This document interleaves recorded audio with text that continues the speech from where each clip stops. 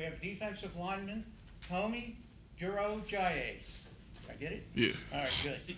Questions for Tommy? All right, that's what I was going to ask you first. Was Mike close with the pronunciation? Give us it so at least we don't have an excuse. No, yeah, that was close. Either it's Tomiwa, or you can say Tomi, and then my last name is Durojaiye. Durojaiye. Very good. Yeah. So okay, just experience at West Virginia. Obviously, we knew you played some at Kentucky. How's it been for the first 3 games? Seems like you're getting more and more game reps. It's been a good transition. Obviously, would like to play a little bit more, but I just been trying to keep practicing hard, keep taking care of everything I can take care of, and every time I go out, my goal is just to be productive, make an impact, so the coaches can feel like they can leave me out there in crucial situations. That's what I came here to do. So it's just trying to get more snaps each game. Hard to transfer? I mean, was it a difficult choice to leave Kentucky?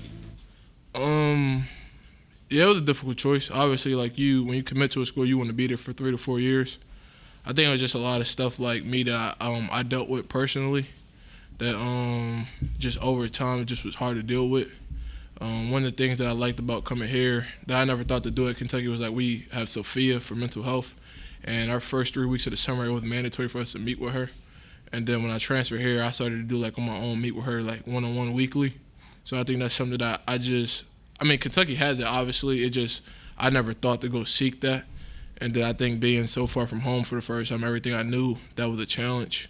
And I'm still a little far from home, but it was hard to transfer, yeah. So why West Virginia? I know they recruited you the first time around, and it is closer to home. So. I think a little bit of that. They recruited me the first time, similar scheme when I transferred. So I knew what type of scheme I would be in. I knew how I would fit in the scheme, and also just the opportunity to play a little bit faster. I think at Kentucky, we had a little more sometimes we had to do a certain thing at a certain time. Here we're able to play a little bit more freely. That was fun, and then obviously I had a relationship with Coach Jackson and Coach Leslie. Those guys recruited me pretty hard, so it was a pretty easy decision coming here. You mentioned wanting to play more. It seems like so far you've done a pretty good job of taking advantage of the snaps you get. Yeah, that's my goal. Every time I go out there, trying to make a big play. I know what type of player I can be. I know what type of player I want to be. So every time I go out on the field, I'm trying to make an impact, trying to show the team what I'm about. I want to prove myself, and I plan on doing that every time I get the chance to. Does that kind of have to be your mindset at the beginning of if you're only going to get so many number of snaps, you've got to go out and show them that you deserve more? Yeah, I think so. Camp was started a little slow, just transitioning to a new team, trying to understand how we do things here.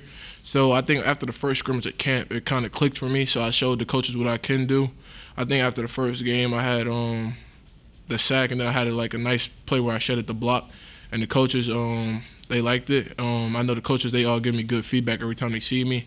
Coach Jackson tells me that as I keep playing well, that I'll play more.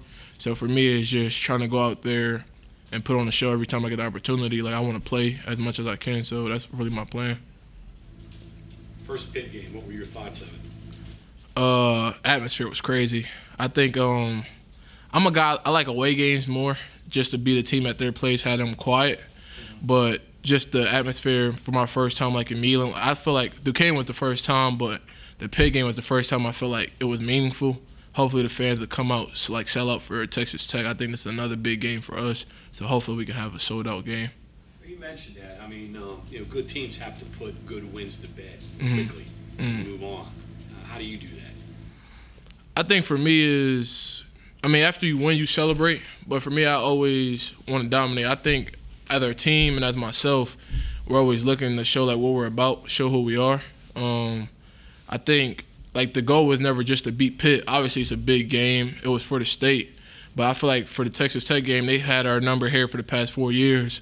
So now this game is kind of it's a lot more personal for the team. I think this is something we have to go out there and show the Big 12 what we're about.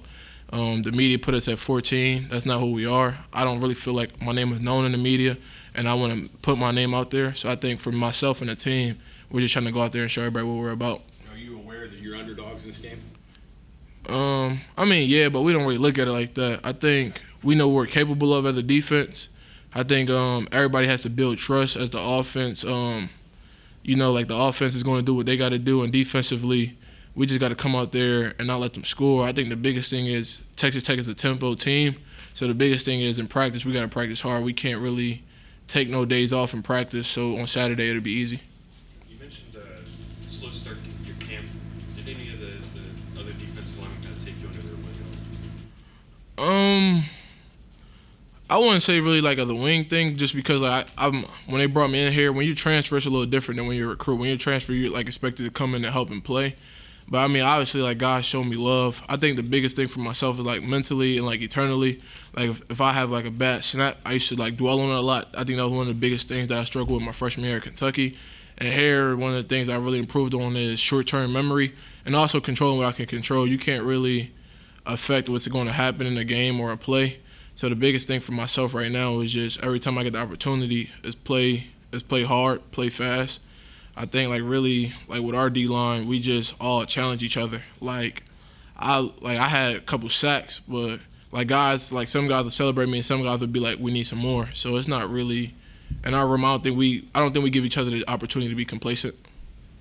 Coming from Kentucky, how much did practicing against those guys down there, Will Levis, Dane Key, Chris Rodriguez, Cavassier Smoke, how much did that improve yourself as a defensive player? It helped me improve a lot. I was on scout team all last year for like probably to about week 9. And my goal every day when I was on scout team, I was trying to make the offense look as bad as I possibly could. I wanted to show the coaches what I was about. Leaving there, it really didn't have much to do with football. It was kind of more like off the field and other things going on. So like leaving there, like I just wanted to show the coaches what I was about, like showing them every day. Same thing here, like showing I'm going to be here, I'm going to watch film, I'm going to practice hard. One of the things like for me is like, I think from my high school back in Middletown, was always about practicing hard. Like when I got offers and it started to blow up, like my coaches never really let me get complacent. They always got harder on me. So I think that's one of the biggest things right now that I focus on is not getting complacent at all.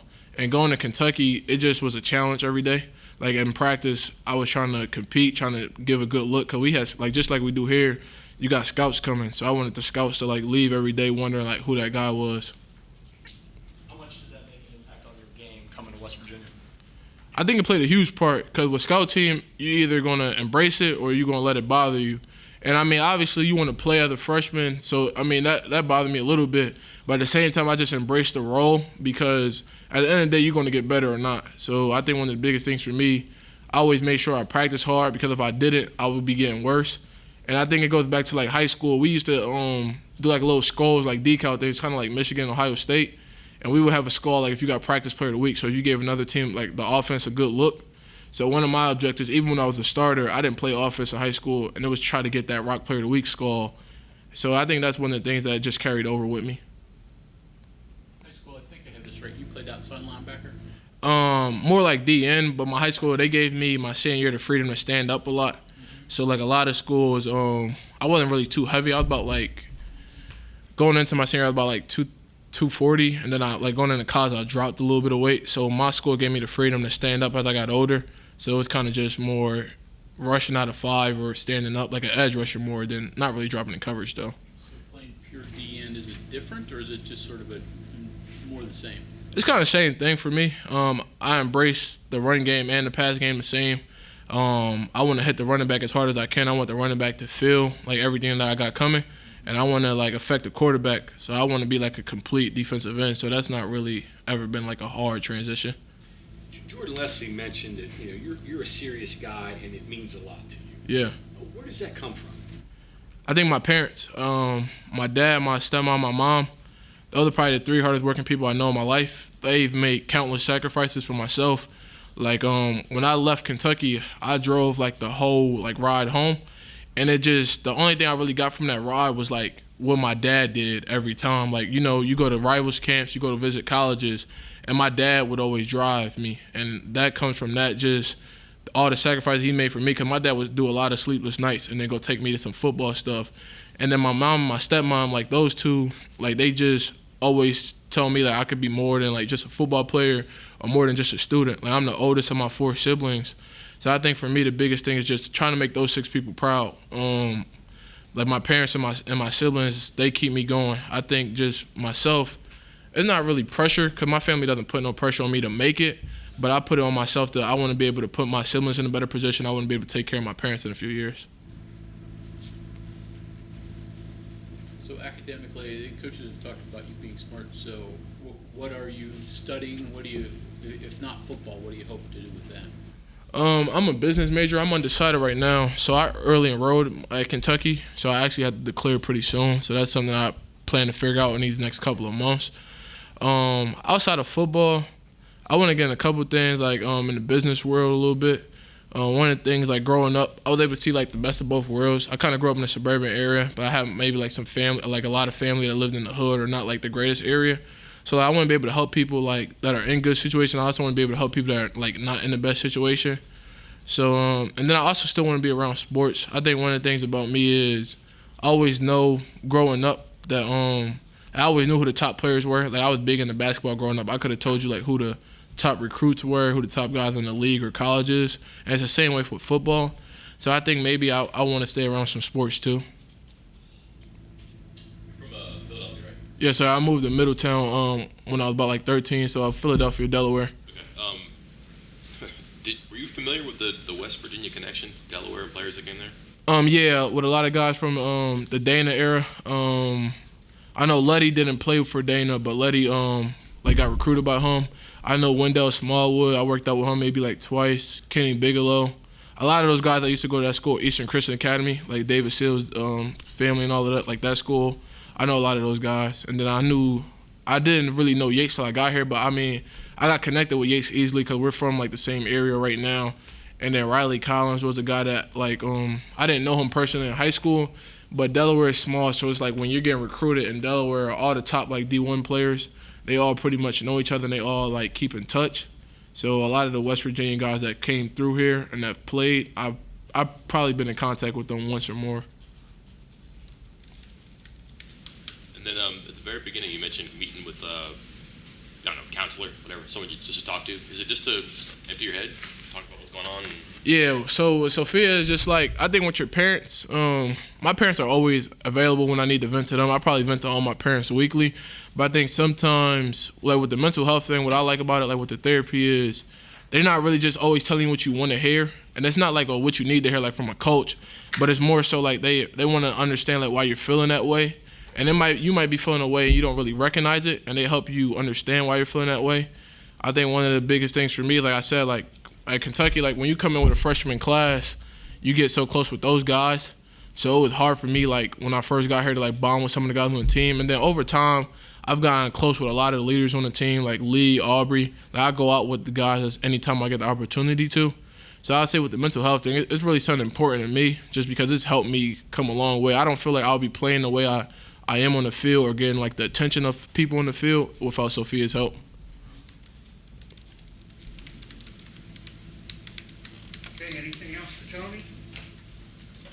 All right, thank you very much. All right, thank you, guys.